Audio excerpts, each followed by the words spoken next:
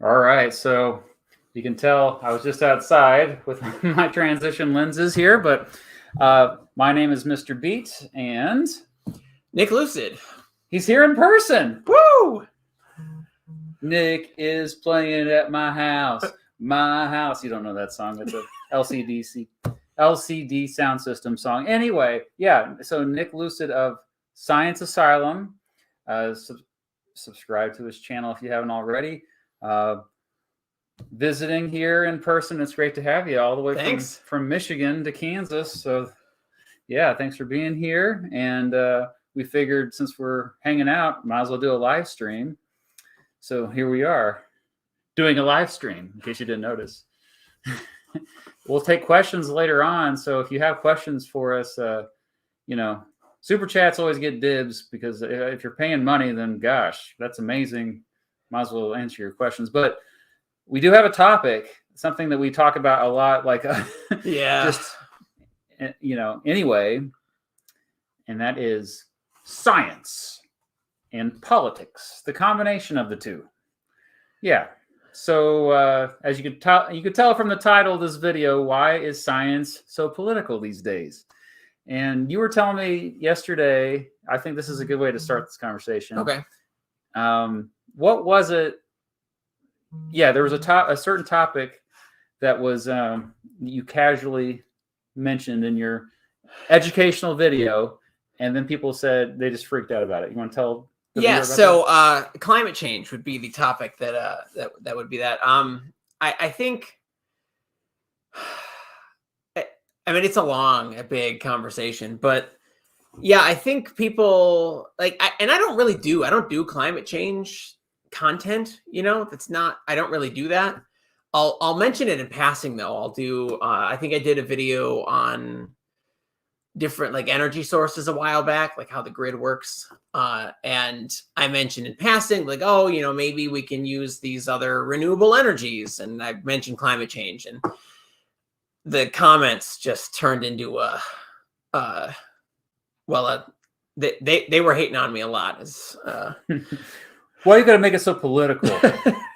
So yeah, the intersection of politics and science has happened more and more in recent years. I noticed it first, significantly. Well, yeah, obviously climate change, but that makes more sense to me because in order to tackle the challenge of climate change, you have to have some kind of government intervention.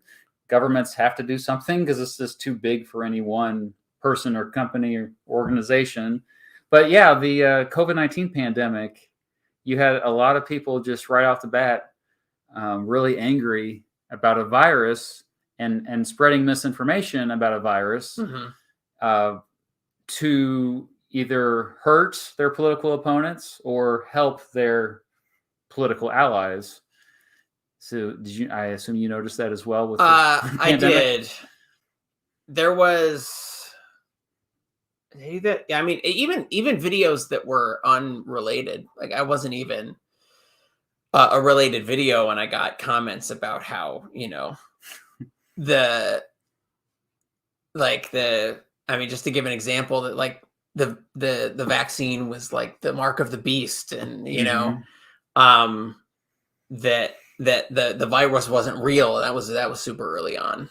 Yeah, it's just a cold, or it's like the flu. It's going to go away, and everyone's exaggerating it for because now this they're going to control the government or something. It was turned into this whole conspiracy very quickly. Yeah, well, and this is just part of a larger trend. We've noticed that it seems like more and more people each year distrust the scientific community. They distrust experts in general. And so I think this is a something that more educators need to be bringing up, and we need to figure out how to solve this problem, because there's a certain point where if you have most of the population not believing experts anymore, then it seems like we're going to go into the dark ages again. That's kind of what happened a little bit here and there throughout human history. We had periods where there was regression. We assume it's always progress, that we're always making discoveries and we're learning about those past discoveries, making adjustments, continuing to experiment, and it's just an ongoing process upward. But maybe we might be entering a backward period here if we're not careful. Yeah, I'm a little concerned about it. Yeah, that where the loss of objective truth. Because there are things that are personal truths. What's your favorite food? That sort of thing. Pizza is the best food, obviously. But then there are other things that are just objectively true, and I think that some people, like large groups of people, are losing sight of that there is a truth that we can all agree on, and we don't. And that's the most scary thing to me, I think. So how do we know what an objective truth is, Mr. Scientific know-it-all? Yeah, I mean, that's where the whole, the whole expert thing you were talking about. We need to trust experts, and I think trust scientific consensus. Consensus is a big deal. It's not, it's not the end all be all. It's not it in itself is not evidence for anything, but I think it's a good indicator to the general public, people that to non-scientists, that something that we're very confident about, part of reality. Isn't that groupthink though? You're just like you're one of the sheep, Oh, you're just like all the other scientists. So why is it not groupthink? So to somebody who's a little bit, maybe on the conspiratorial side, oh, it's a conspiracy. All the scientists are conspiring with each other. Well,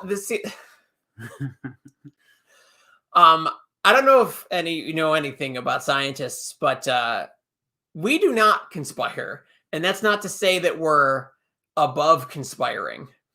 It's we're still people. We're still susceptible to things, but I think that we don't cooperate, and this is a negative thing. This is not a positive thing. Scientists do not generally cooperate with each other. We like to argue and fight amongst ourselves and disagree about new ideas. And so because of that, like when something becomes, a knowledge, you can say, oh, well, 98 or 99% of scientists agree that this thing is true. To get that many scientists to agree on something is, I mean, for lack of a better word, it's a miracle. Yeah. Yeah, truly. I mean, scientists are emotional creatures, like all of us. We have emotions, and we're motivated by often personal ambition. Like you want to be the first to discover something and share with everyone. It goes back to when you're a little kid, and you want to share with everyone. Look, the drawing that you made. You want to share with the world something that you are very proud of, and so there's this rush to have a great discovery. Also, on the flip side, you have scientists who they get a thrill out of proving people wrong. Oh yeah. Often I get that thrill, like debunking. And so they're constantly at each other's throats, even within the same university, right? You have, within the same department at a university, you have scientists that are constantly undermining each other. There's even politics and that dynamic at the micro level. Yeah. So, but maybe we're hurting our case right now. So let's go back. Well, okay. Maybe let's back up even further. Well, because I think the point though is that scientists are ruthless about ideas from other scientists, and so I refer to it as the scientific gauntlet. If you can put an idea out there, if you can publish it, and you can put this idea out there, and then it survives that gauntlet, you can feel pretty confident about it. Yeah. And that's part of your legacy as a scientist. We're still talking about Sir Isaac Newton, and he lived hundreds of years ago. And that's your closest way to immortality, I always say, is your legacy, what you leave behind for future generations. So being that person, I mean, I think Einstein will be remembered for hundreds of years, obviously, for his contributions to science. But I mean, Einstein gets more credit for things than he deserves. Honestly, that's a whole other conversation. Because he was great at communication. Yeah, he marketed himself well. Look at the hair; it was all marketing. Come on. Same with Tesla, or not Tesla. With Edison. Mhm. Edison, man, like he was not really that, not a great person, but or really that original of a thinker. right. Good businessman though. Very, Good. very successful at business. Yeah. But I think that, as far as Einstein goes, like, and he didn't claim credit on things that he didn't deserve. It just, you get credit kind of thrust upon you when you're the face of it. You're the person that's good at talking. You're good at communicating with people and with public and with politicians. When you're good at that, your name gets known, and then you end up being the face, the spokesperson for something. And then, a couple generations down the line, the other people involved in, the learning process, the discovery process get forgotten. I still think we should back up though, because a lot of people, we just assume people understand, like, what is science? Like, how would you just tell? Oh, yeah, that's a good question. A young person what science is. That's really a good place to start. I think, I think the general public looks at science as this, is monolith the right word?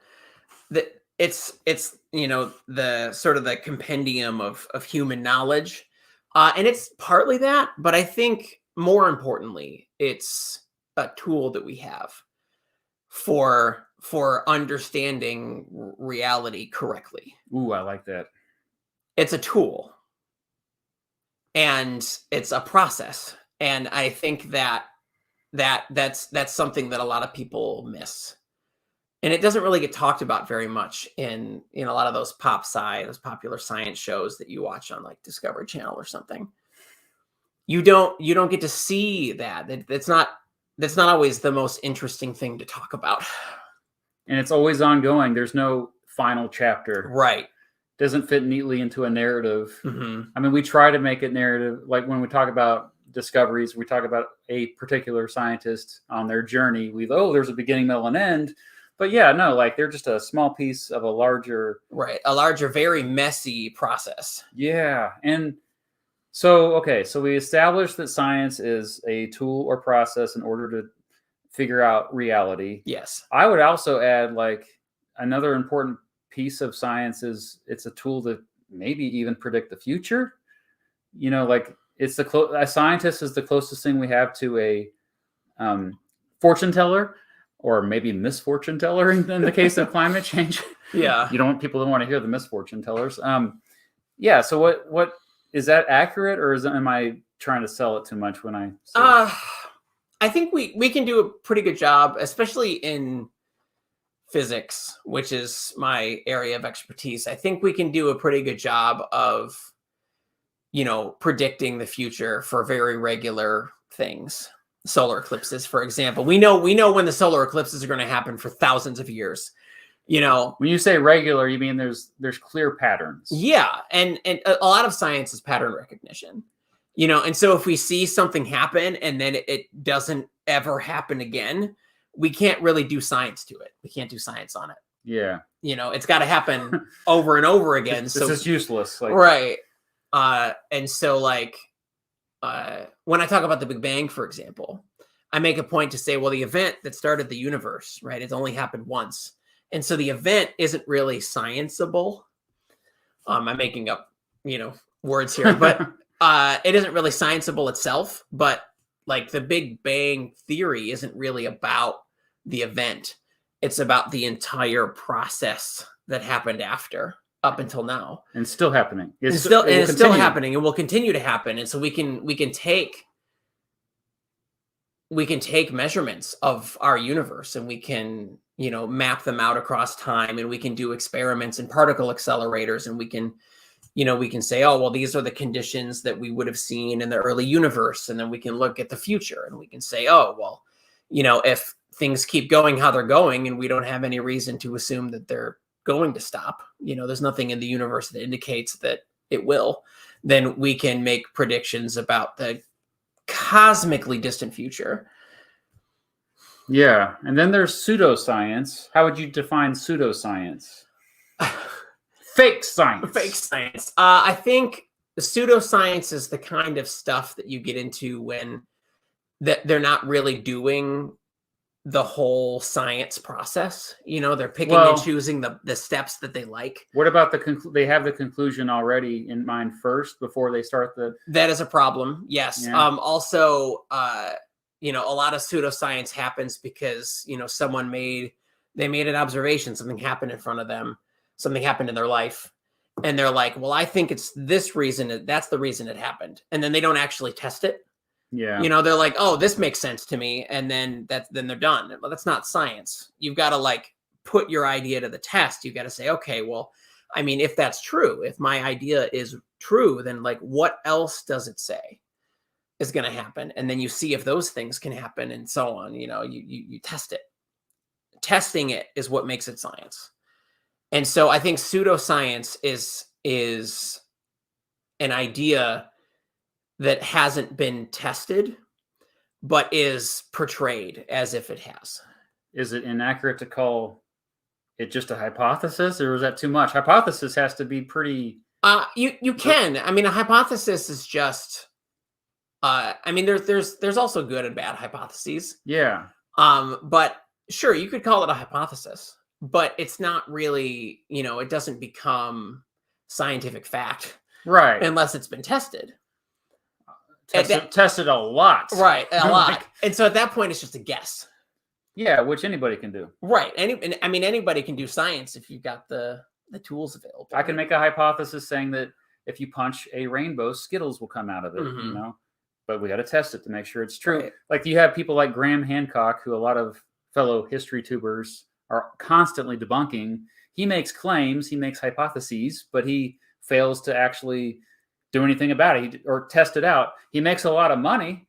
He could fund a lot of research if he really wanted to, but he chooses not to. So there's a red flag. I mean, how do you know a person is a charlatan or a con artist? They're saying a bunch of stuff, but they're not actually doing a bunch of stuff. Yeah. A quick way. Asking them a bunch of questions, very targeted questions, trying to prove them wrong is a good way to find out if they're right about something. And if you can prove them wrong pretty quickly, then they're especially problematic. Because I've noticed a lot of times you can just, Professor Dave, who we've been talking about, he's out there doing a lot of this debunking. He, a lot of times within the first 5 minutes of the video, it's like he's already knocked him out. But he'll go on for an hour. But I'm just like, if it's that easy to debunk somebody, and yet you have so many people that still believe these charlatans, these con artists, what does that say about our society? I think it's maybe a lack of critical thinking. Yeah. I think it's tough because critical thinking, it takes a lot of effort. Yep. And human beings have an instinctive aversion to effort. This is just, it's just in our nature. We have to make a conscious choice a lot of the time to question things, to move outside of our comfort zone, outside of our bubble. And not everyone is willing to do that. It's hard work. Yeah. Yeah, I always just say people believe what they want to believe, for starters, because it's just easier to not have your feelings hurt.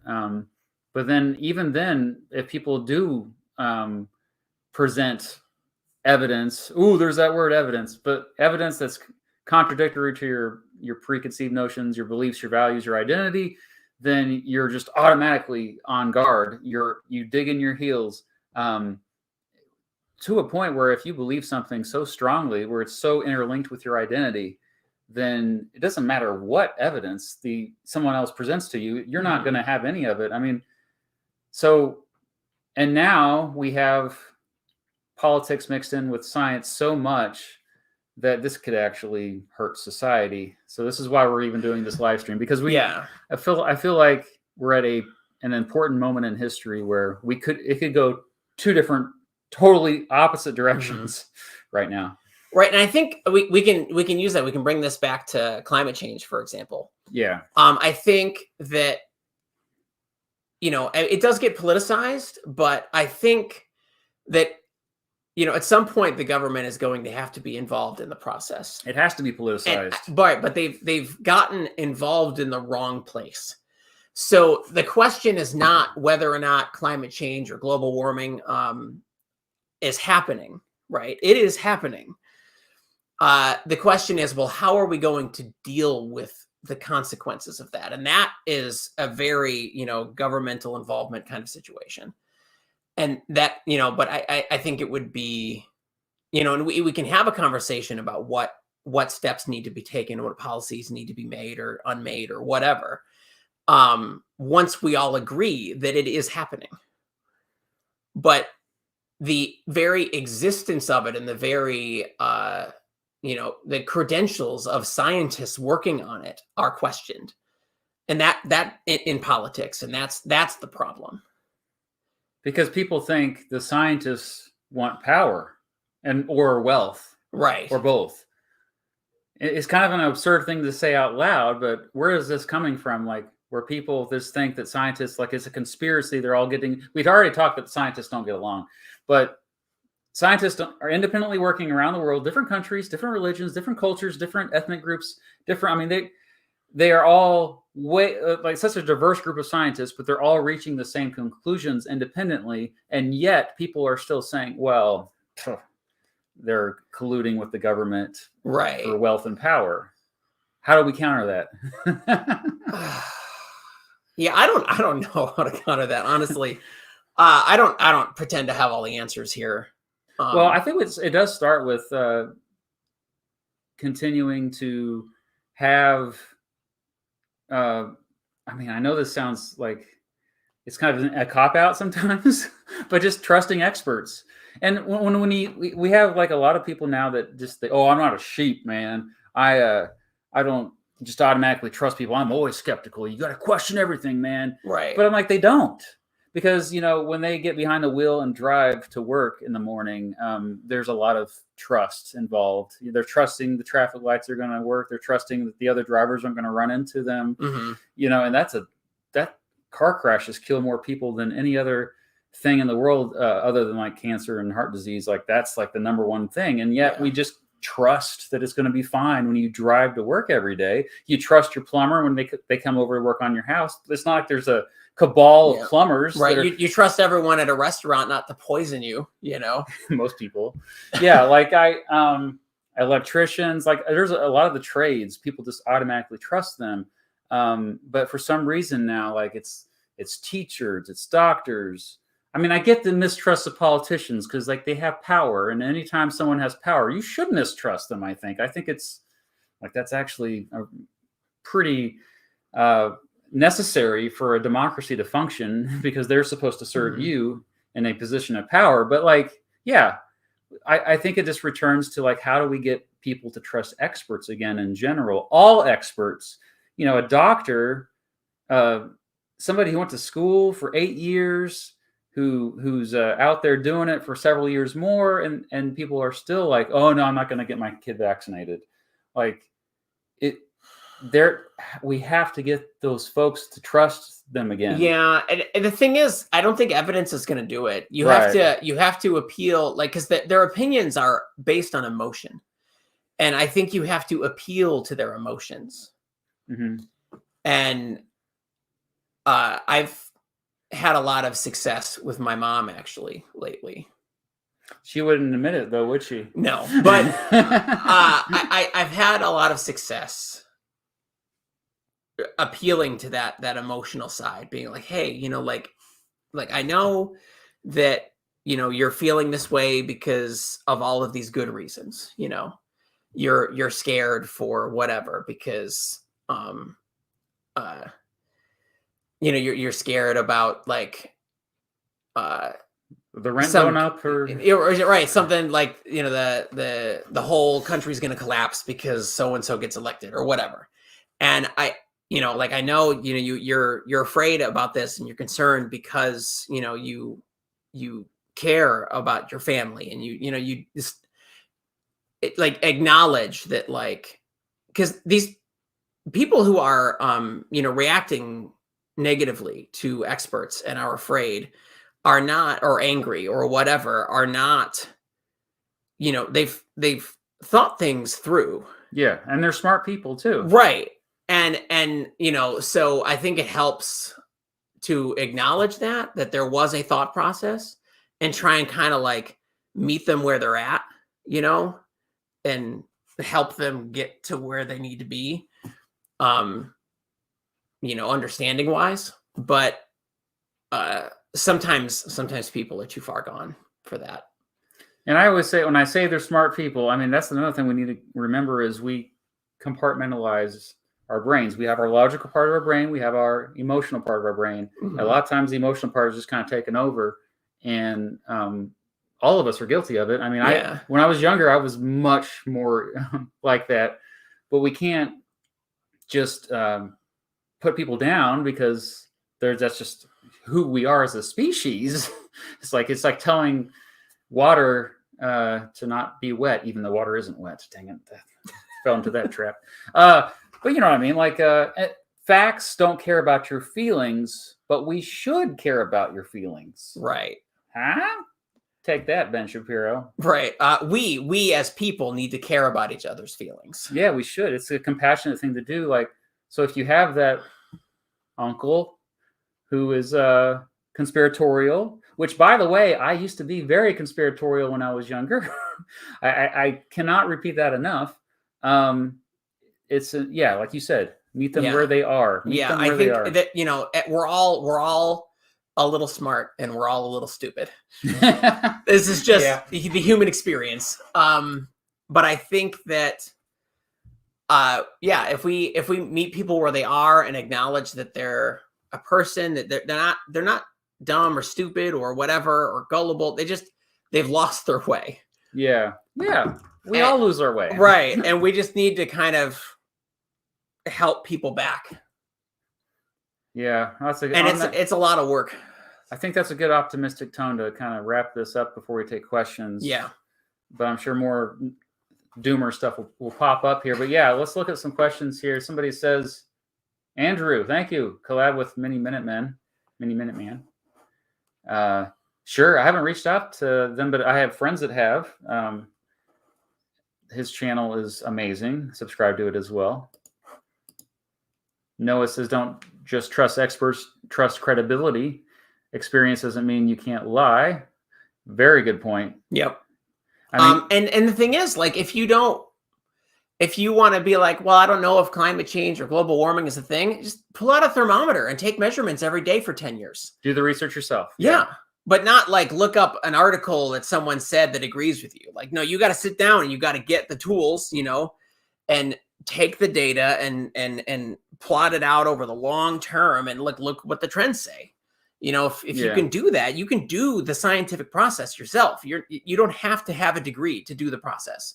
Scientists encourage you to call them out and prove them wrong. A lot of astronomy happens because of amateur astronomers that have the skills from just playing around with telescopes and not actually getting degrees. Yeah. And then they'll report them to their local university and stuff. And so I think that, it's important to teach people that, we can do our own experiments some of the time. You don't need to have fancy equipment. Sometimes you just need a couple of items and lots of time. Time is really the issue, I think. Yeah. Well, and resources. That's why it's so important to keep funding science as well, because if they're conducting all these experiments and they can't be doing other things. That word credibility, though, popped up, which is important. Like, how would you define credibility? I keep asking you to define words here. I think that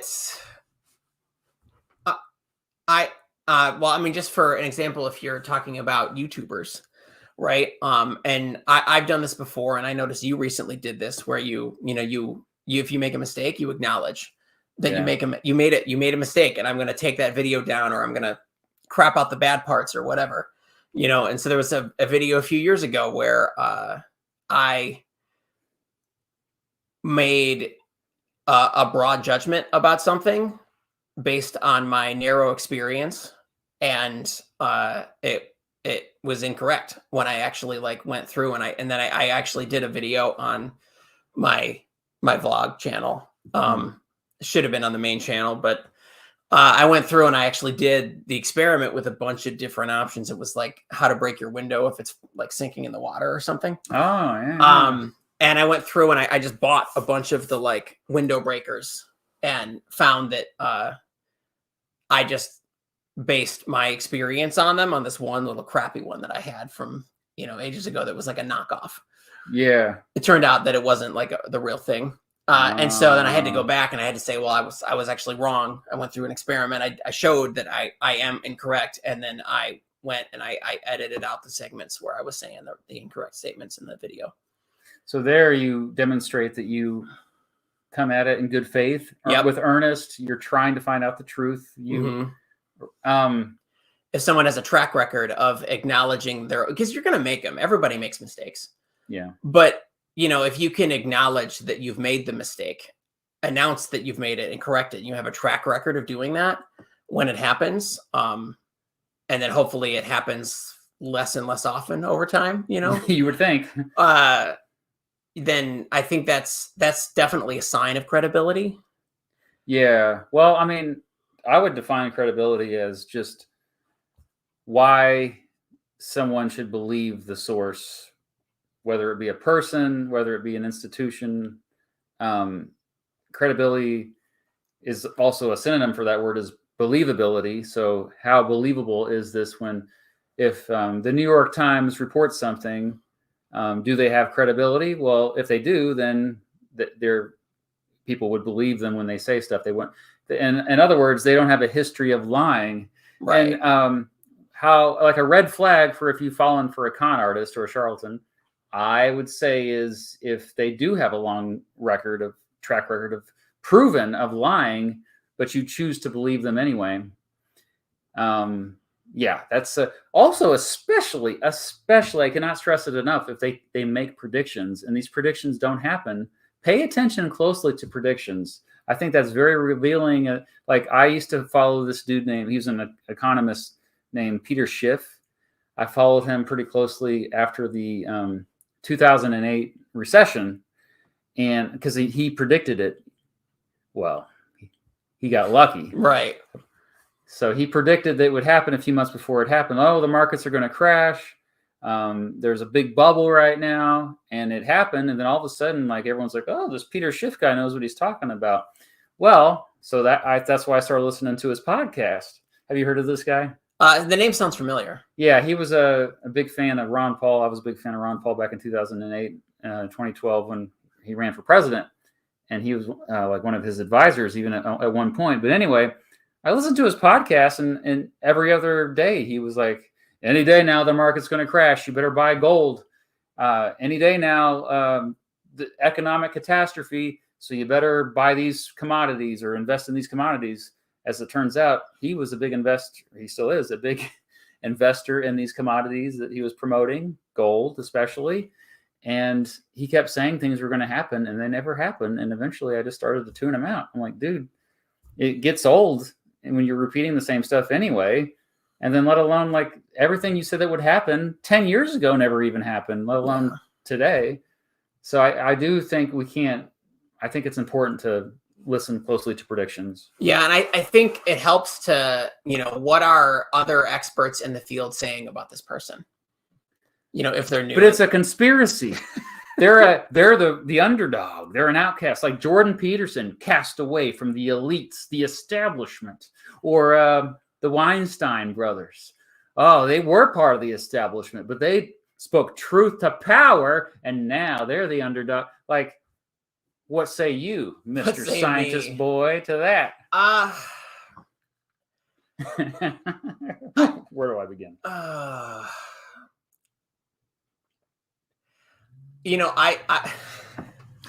my dad actually called me an elite once. It was a moment. But I think that I don't know how to deal with that because I think that it's important, to trust an establishment, I think. Well, but also, okay, go back to the beginning of this whole conversation where we were saying how scientists are constantly arguing with each other. constantly trying to be like one up each other. Right. But the thing is, it's almost like they're all playing this game, trying to win the game, and then one of them here is just he's kind of trying to play the game, and everybody else looks at him like, dude, you're a joke, and he's like, ah! And he goes off the field, doesn't even play the game anymore, and instead he's over here trying to start his own game, saying, guys, I know that my game is the real game. And they're the one. Is that analogy apt or not? It's not terrible. Because you can market yourself, in a charismatic way and appeal to people, and still be scientific minded. Not usually, no. Okay, because motivations are. Because I think that if you're not letting your ideas be critiqued by other scientists, then you're not again, you're not in the game to begin with. You're not going through this. You have to go through the scientific process. The Weinstein brothers, they can't even get their ideas critiqued because none of the other scientists take them seriously. It's if like somebody in elementary school is trying to go to high school and say, hey guys, check out what I did. And the high schoolers are like, that's cute, but maybe study up a little bit more and someday you can join us and we can actually debate. This is something that people don't know. You can generally publish your own papers. Yeah. And well, how hard is it to get something that you publish peer reviewed though? And when I say peer reviewed though, that's a loaded term because who are your peers, but just reviewed. The review process and replication studies, there's a bit of a crisis with that right now. It's a whole problem that we need to solve. Underfunding? Yeah, because we need more replication studies, but then the replication studies aren't very exciting, and so then the publication companies don't want to publish them. Mm-hmm. But you don't necessarily have to publish your paper in some big journal. That's you can publish it on like archive.org if you want, which is currently down right now. So sad, but yeah, I get you. Anybody can publish there if they get encounter whatever, but like you can publish it there and people will find it when they're searching for things. You just make sure to put in the right tags, and and a lot of scientists are looking for new perspectives. Yeah, new data. It will help them. And like I said before, like citizen science is a thing. It's when someone without maybe the scientific like educational background, but like they're still doing scientific things. Like that's a really big thing in science. And so we're not gonna some people are, but most of us aren't going to dismiss you just because you don't have the degree. We're going to critique the work you've presented. And that can come across as attacking because, like I said, it's the scientific gauntlet. It's ruthless. And not everyone likes their ideas being attacked. Yeah. But you have to let your ideas be attacked. All of this just starts with humility, I think, right. In the end. You have to be willing to be proven wrong. Yeah. Yeah, that's hard for a lot of people. Jennifer asked, but yeah, I think over time you build up a trust in someone specific. A viewer like would trust us because we've been making stuff for a while and we've got good track records for not putting up BS or credibility. Right. Well, so Jennifer asks, scholarly journals is the only way to get peer reviewed. Well, what does that word scholarly mean then? Yeah, I don't know that that's true. There's the official journals certainly have, mechanisms in place for that to happen automatically. Mm-hmm. But just because you don't publish in the journals doesn't mean you're not going to get peer reviewed. Yeah.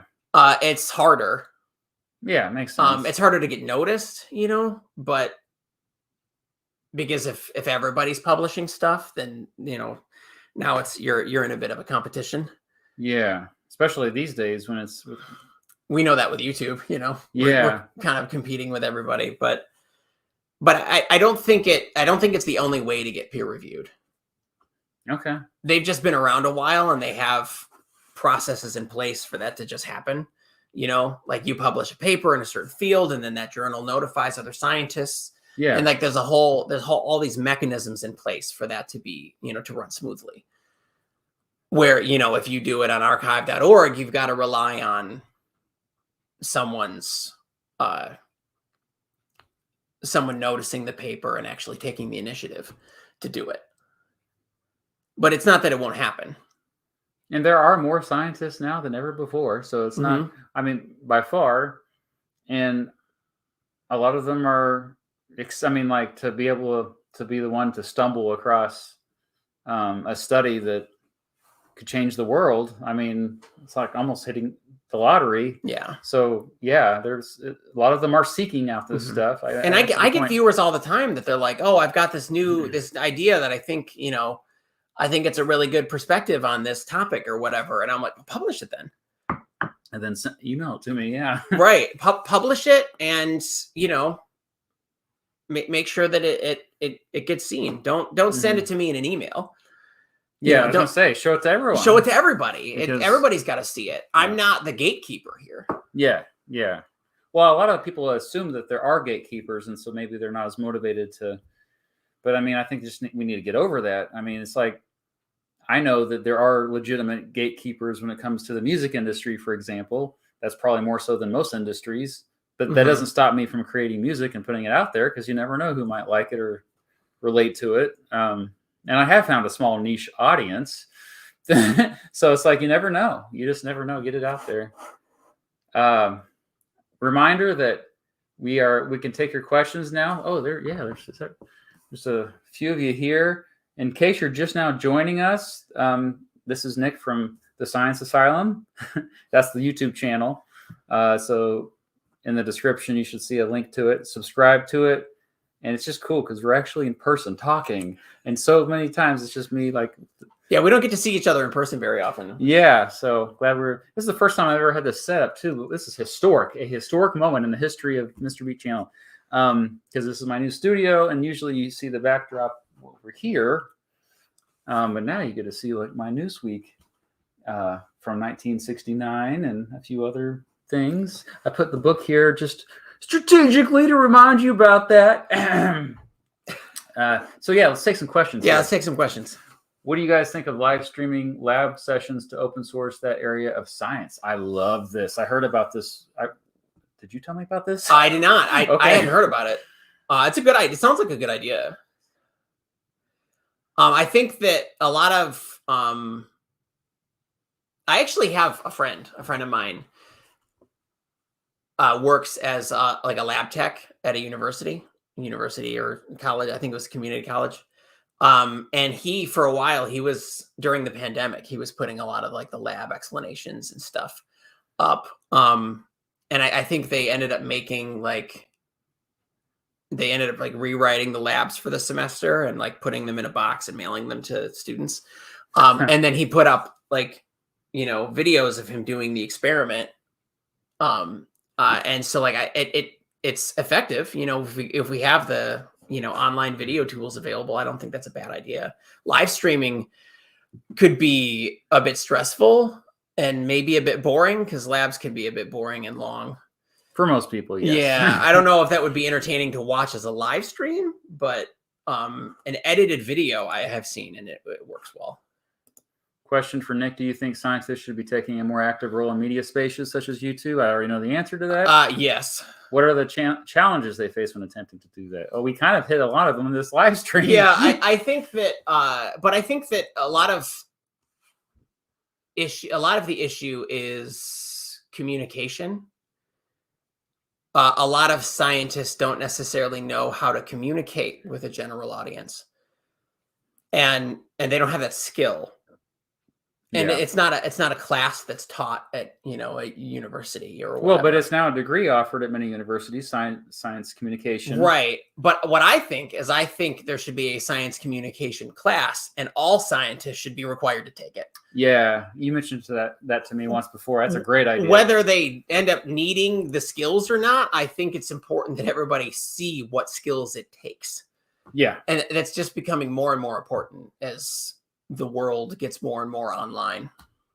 Yeah. Well, I think journalists too, like my first degree was in journalism, and I think we should have had a whole separate class on scientific journalism as a unique thing to cover, because, and my challenge, even like trying to teach history, is oversimplification is my biggest Achilles heel. Like, I'm always oversimplifying. I'm always struggling with that.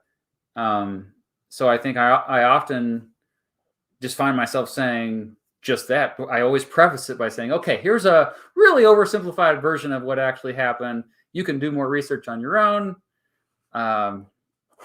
It's also a cop out, but you got to do what you can.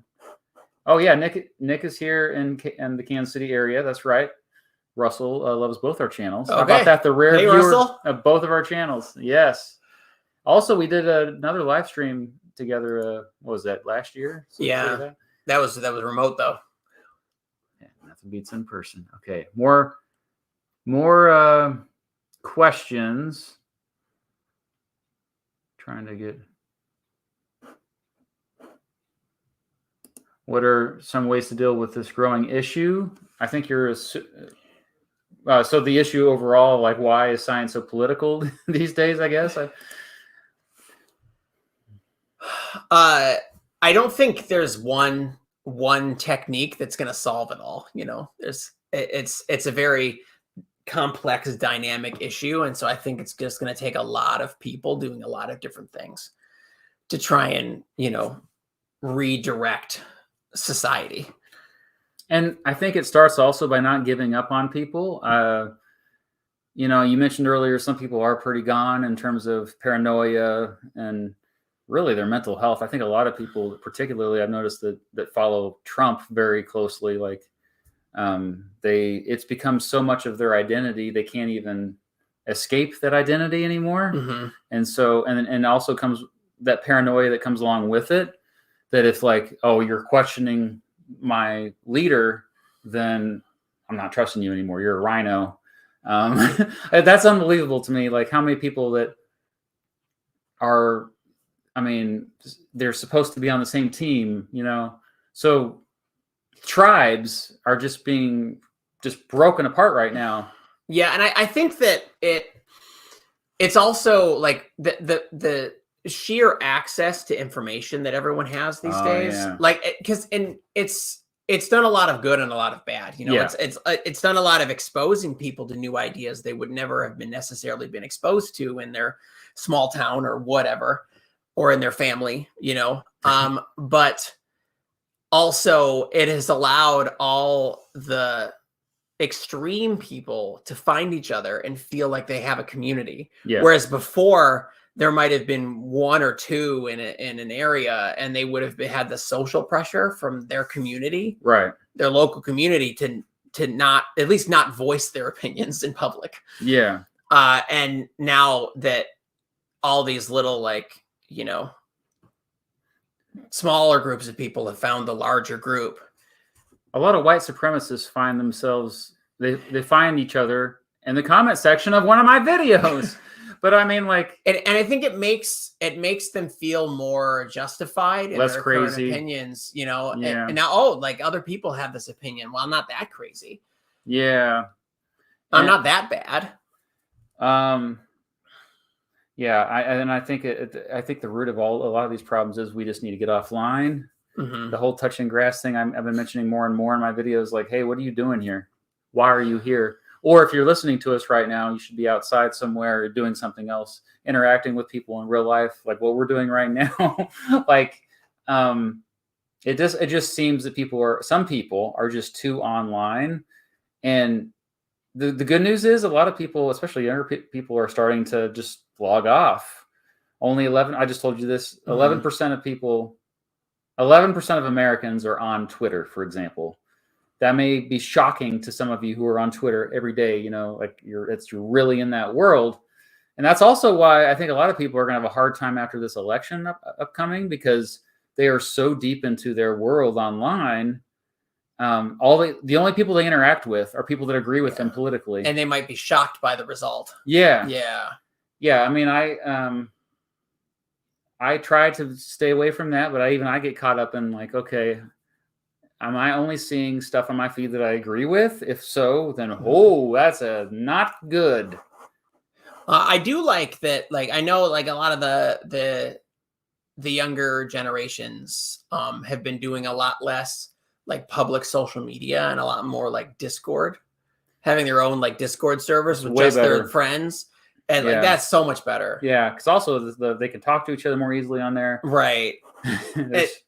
They don't feel like they need the exposure to this other stuff. And check out my Discord server.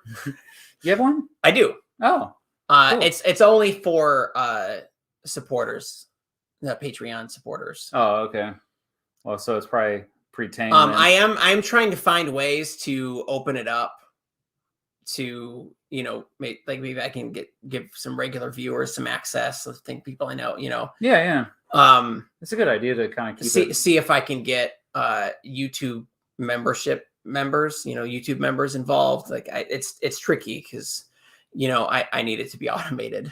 It's just a lot of people to manage myself. Yeah, I'm fortunate to have mods that do a terrific job. I really should show more appreciation to them. Let's see if I get more questions here. A lot of comments. A lot of people not liking Twitter. I don't really like it either. I haven't liked it in a while. Yeah, even though you just shared this live stream on Twitter. It was my it was my right. It was my favorite social media for a long time, and then it's gone downhill. Yeah. MKY again. Do you guys have thoughts on the History Channel publishing stuff like Ancient Aliens? Oh, so many thoughts. Yeah. It's they're entertainment. They're not education, and like they used to be more educational. Like they've always had this little hint of, they want to entertain people. They want to talk about things that people are going to find interesting. But it's gotten dramatically worse over the last couple of decades. Because I used to watch, the Learning Channel and the Discovery Channel when I was a kid, and I learned so much. And now it's just all this like bogus stuff and reality shows, and it's not what the name would suggest it is, Yeah. And Ancient Aliens is a great example where there really isn't any, it's completely ridiculous. It is good entertainment. I've watched a few episodes. It is fantastic entertainment. The spectacle is fascinating. Yeah. But like they're not,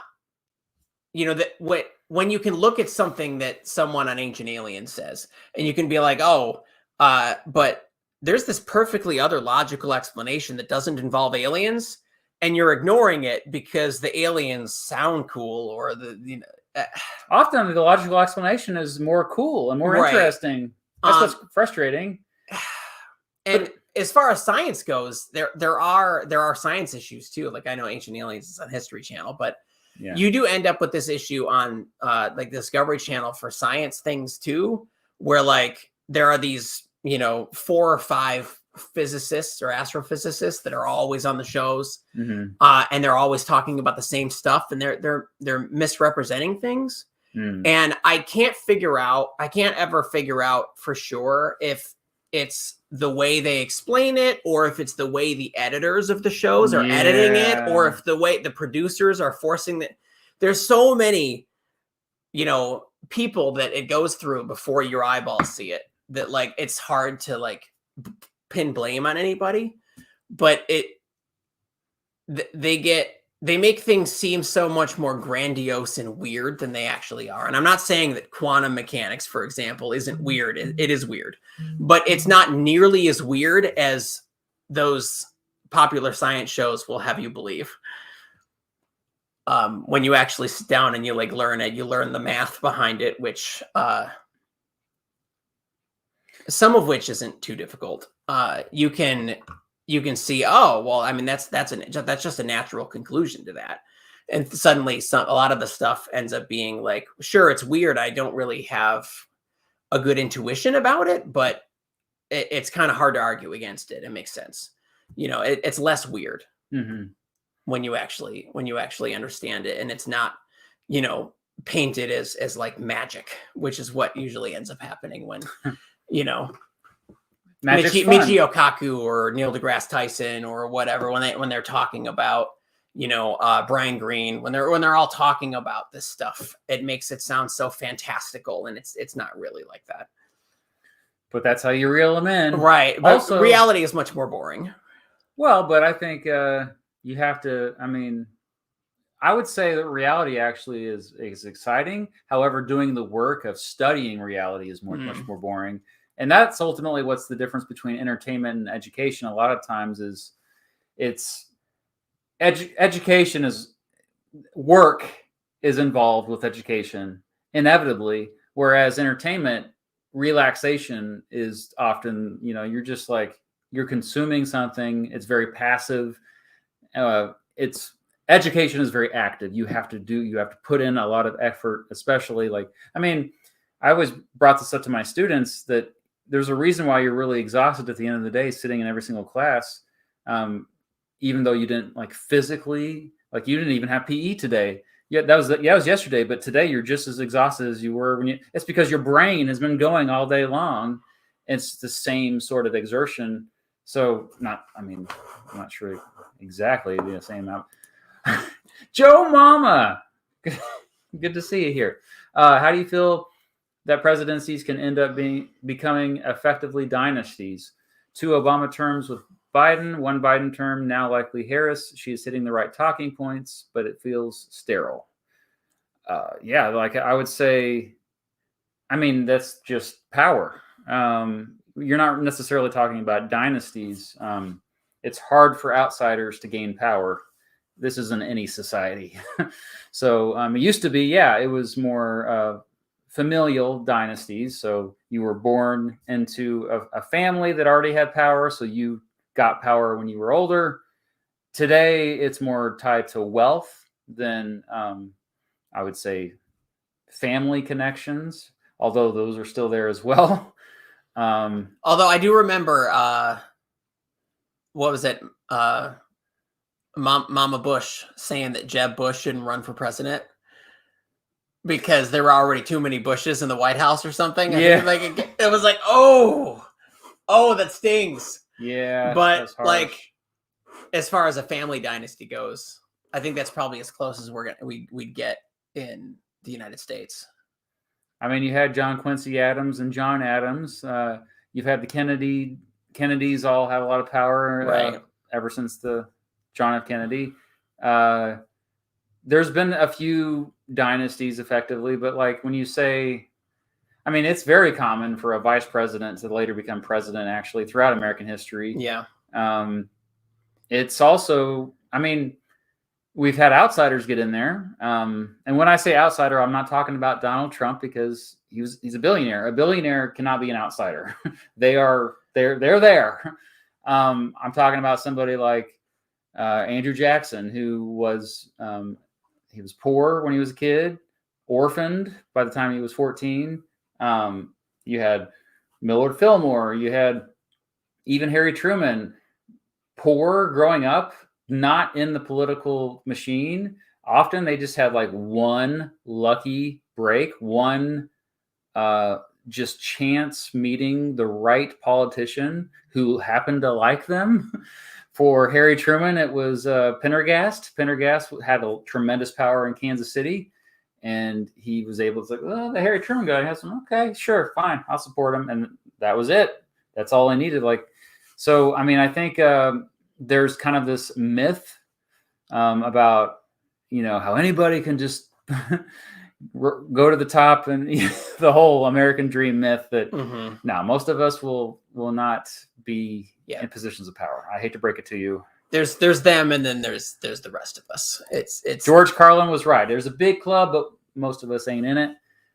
That club, that's a conspiratorial sounding thing, but it's not. Well, no, but there's that one there's evidence to a couple years ago. There was this big the Harvard study. No, there was the guy with the GameStop stocks. Oh, yeah. That was awesome. There's right, a whole but movie about that. They shut that whole thing down. They sure did. Rich people can do that all day long, all life long. And the second, one of us peasants tries to do it, they're like, oh, absolutely not. You notice the GameStop guy, I forgot his name. He's in obscurity now. He's shut down his YouTube channel. What was his name? Let's give him a shout out. What a great dude. There he is. Oh, let me show this on the screen. Keith. Let's see if this even works. There it is. Oh, see, now it's too small. Look how small it is. Keith Gill. Yeah. And then he has kept a low profile ever since. Like, he made all this money with GameStop stock. There was a movie about him, too. Do you see the movie? I did not see the movie. No. But yeah, like, it was so crazy to see how just everyone kind of collude against him, including members of the government. Just like, nope, we're going to shut it down. Mm-hmm. Robin Hood's going down. Yep. And of course people are conspiratorial because real conspiracies do happen. They do happen sometimes. But the thing is, we find out about the real conspiracies. That's the thing. Like, they're not secret. Yeah, we find it. We just find out about them because we can't do anything about it. Yeah.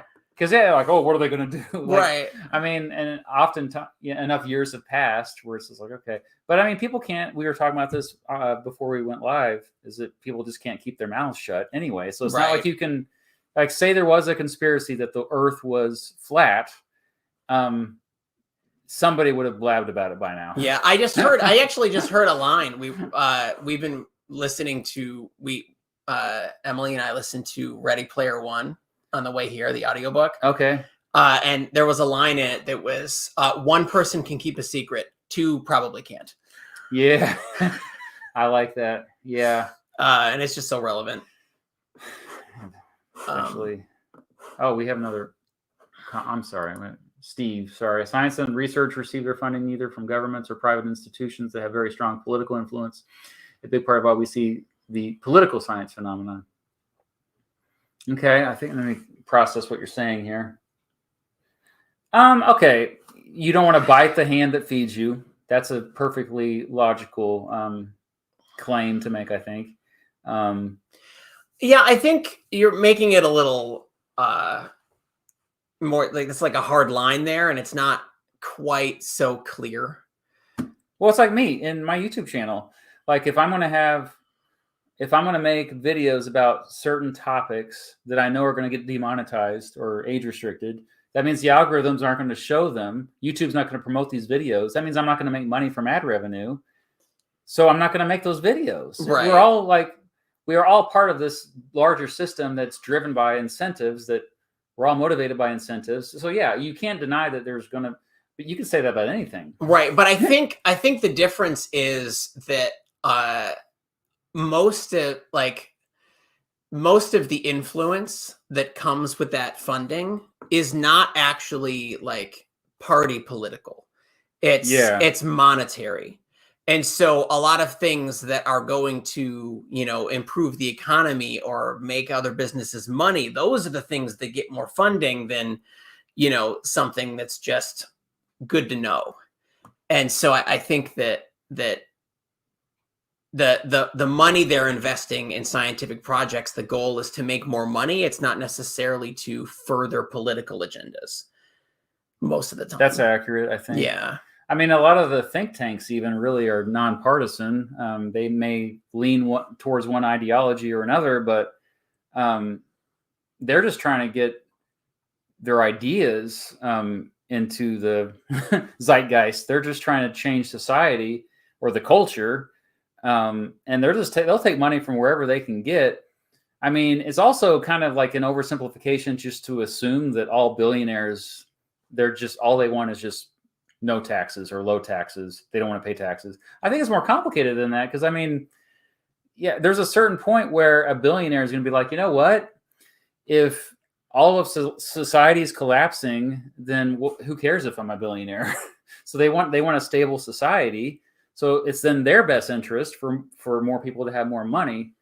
And yeah, like you said, I think a lot of times it's not partisan. I think a lot of times the power dynamic isn't just like Republican or Democrat. There's lots of power dynamics within the Republican Party and Democratic Party. There's lots of power dynamics that kind of cross over. I've noticed it a lot with the party realignment that's happening right now. a lot of these people like are not ideological at all. They're just kind of trying to see which direction the wind is going and see if they want to go with the wind or against the wind. I think that's all that's happening because it's a self-preservation. Mhm. You want to have influence.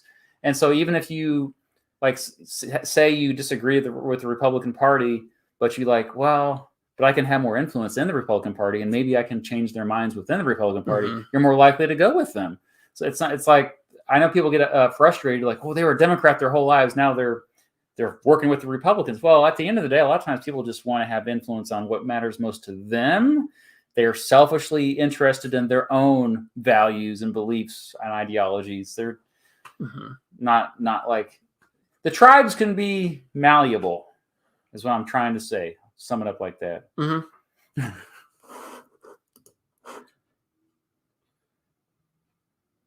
Oh,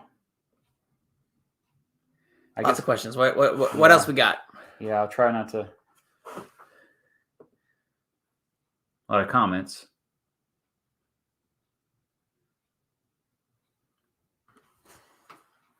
Yeah, just a lot of comments. Yeah. We like the conversation. Is ice cream political? So, like, let's just define what politics is. Politics is just how power is distributed. So, anytime there's more than one person in a room, so there's two people in here, there's a power dynamic. I've been talking way too much. You have been. I'm talking over you, so I am abusing my power. Like, that's just the fact of the matter is, it's about power. And is ice cream political? Well, that's actually can be a complicated question. It can, if it affects power, then it can be.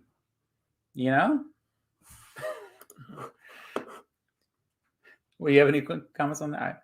No, I mean, I can't foresee how it could become political, but if it happened, I don't necessarily know that I'd be surprised. Ben and Jerry's, they give their political opinions all the time, and people boycott Ben and Jerry's for their political opinions.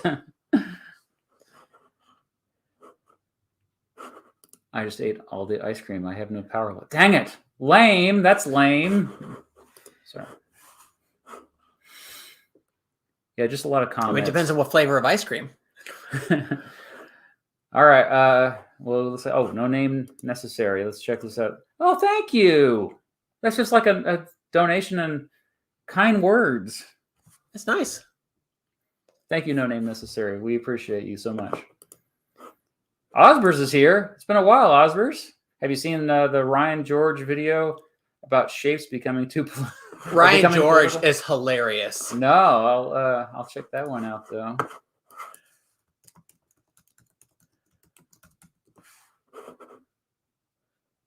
Oh, that dude. Okay. Yeah.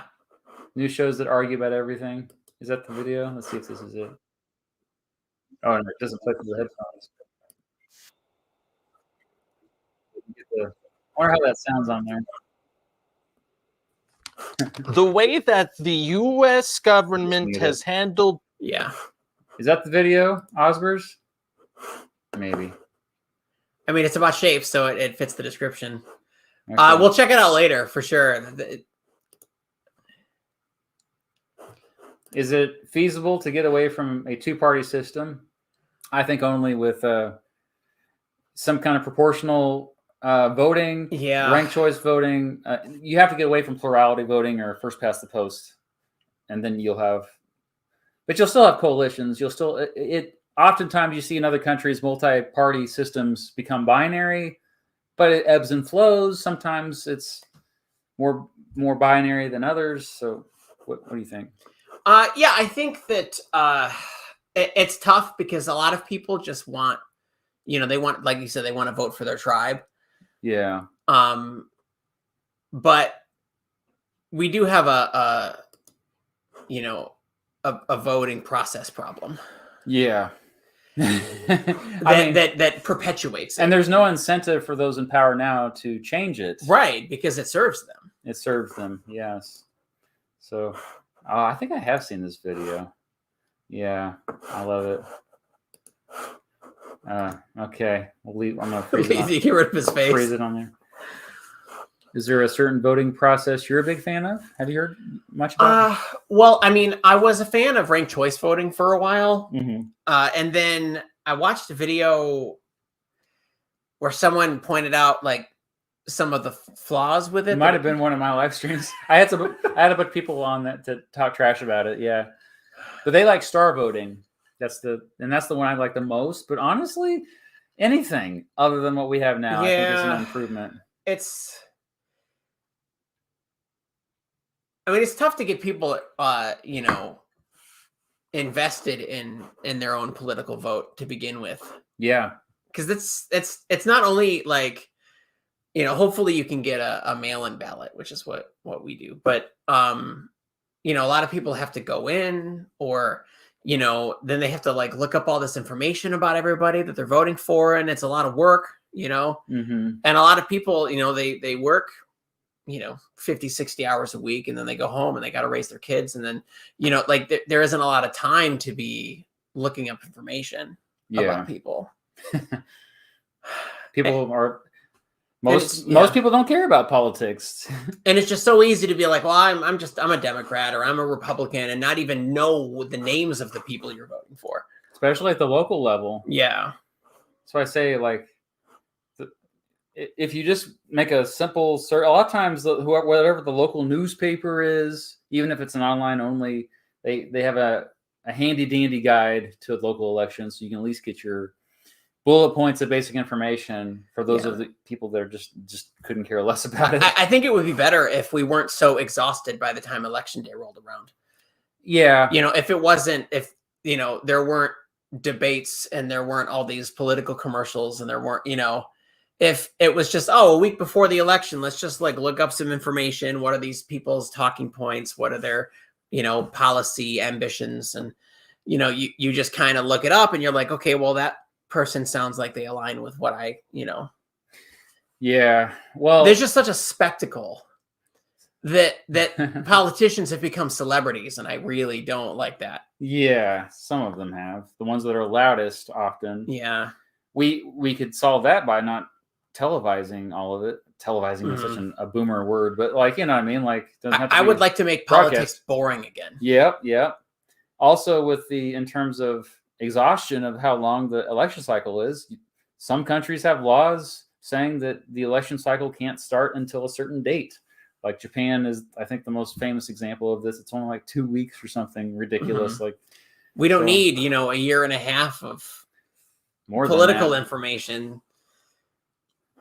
Oh, we got, okay, let's see here. Oh, when did you become buff? What is your routine? Banana Jesus 66. I get questions like this from time to time. I've been lifting weights since I was 16 years old, and I'm 42 now, so I never stopped. It's a good stress reliever. I've mostly not injured myself over the years, and so it's worked out. But see what I did there. But yeah, like, it's my routine. Maybe I'll just make a video about it sometime. But it's, I usually the main thing is consistency, and that you don't overdo it. I do usually 3. I'm getting into it now. I usually do so many reps and 3 sets of whatever I do, and I usually lift more each set compared to the previous set. Anyway, and not that many reps. Yes. Okay. Well, that's getting too much into the nitty gritty there. Yeah. What we got next? Patrick. I'm not very buff. I do walks, and so my legs are pretty good. But you should show off those legs. Yeah. Yeah, I mean, like, I'm weird. Okay. Patrick, have you heard about Ryan Macbeth and his videos about misinformation, disinformation of current events? Also, how do you like your steaks cooked? Yes, I am generally a fan of Ryan Macbeth. I think he's a little bit too defensive of the military, though. It's understandable because he was in the military. Right? He might still be in the military. I totally get his bias, kind of like I have a bias for social studies teachers. Like, I'm biased to like Tim Wells, for example. But yeah, he has a great channel. I recommend it. And Medium Well. Have you heard of Ryan Macbeth? I have not. Yeah, it's like he's really good at dissecting information online, and like he worked with cyber warfare stuff in the military. Sure, yeah, sure. so he was able to expose some Twitter accounts. He's got some expertise. Yeah, he can. Okay. And I think because of him, we know that there's actually quite a few Russians that are pretty active on social media. But I guess that's not surprising to a lot of people. We have a hot take here. You ready for this? Let's do it. Default name says hot take. We live in a two-party system, but when you look deeper, it's really coalitional. Tea Party, the Squad, business hours, Black Voting Bloc, etc. I would have to agree with that hot take. I like it. That's all I have to say about that. I don't know. I think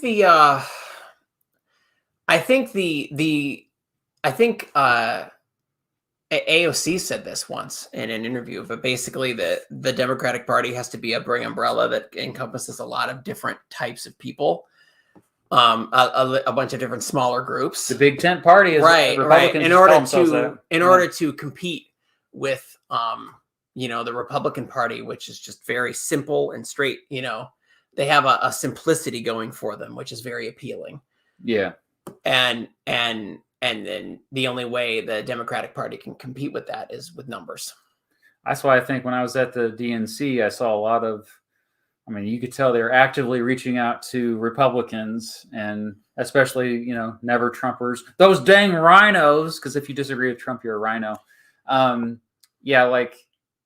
It's frustrating too, because they haven't also reached out in the same way to the protesters of what's happening in Gaza. Mm-hmm. That has been, they're trying to walk that balance. They don't want to scare off the pro-Israel voting bloc. But I know that the Republican Party has been dealing with some divisions lately.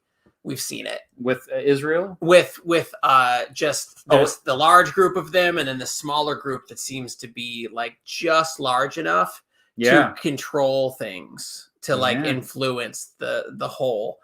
And it's become a major problem in their own ambitions. Yeah.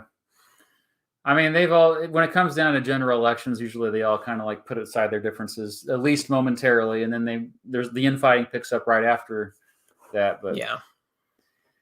Okay. I think we're going to wrap it up here because it's been over an hour. And I think we were supposed to take our daughter to gymnastics and we forgot about it. Whoops. So it's too late now. That's what I got a text. Thanks for being here. I think we got all the super chats. Yeah, we did. So reminder to subscribe to Science Asylum, the Science Asylum. And thanks. Yeah, check out my channel at least. See if if it's something you're interested in. Yeah, what if you were to give the elevator pitch? I don't think you did that yet. Yeah, it's kind of a tough elevator pitch, but basically I don't know. I think, that might be part of my marketing problem. Yeah. I just get excited. I get excited about stuff, science stuff, physics stuff. And I try to teach it in the best way that is going to work. And my style has changed over the years, but I'm intense, I think, is the thing that has been pretty constant through the whole. I get pretty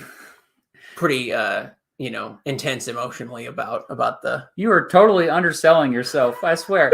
I love his channel. It's one of my favorite channels. I'm not even just saying. Do you have an elevator pitch for me? Astrophysics for Dummies. I feel so dumb watching your videos, but by the end of it, I feel so smart. And you're able to break down stuff in a way, it's not just your animations, your visuals, but just I like how you always have the commenter or the student to kind of bounce off of, because I feel like I'm that person. Mm-hmm. And I don't know, science is for everyone, just like history is for everyone. So I am extra critical of the science channels that be like, oh, well, this, using bigger words and stuff. You really are trying to reach a broader audience. And I appreciate that. And I try to go a little deeper than most of the other science channels.